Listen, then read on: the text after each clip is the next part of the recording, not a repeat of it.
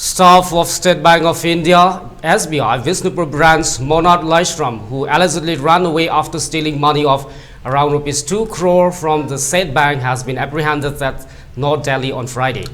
Police reported that Monad Laishram, 41, son of Laishram Chauba of Kadom Pokpi, Mamang Laikai, under number police stations, was apprehended by the Delhi Crime Branch in association with the Delhi Police and Bishnupur Police.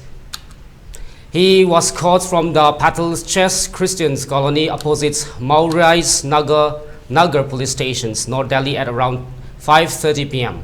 As per reliable sources, a team of the Bishnupur District Police will bring back the accused on Saturday by air.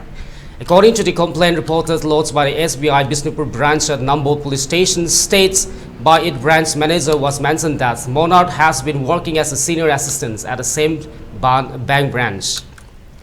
He did not respond his phone from office since April 2 without any prior information. It mentions that Monad also possesses the key of the lockers rooms of the same bank.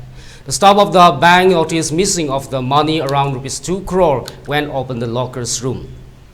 As a follow-up of the complaints, the state police has been tracing Monad.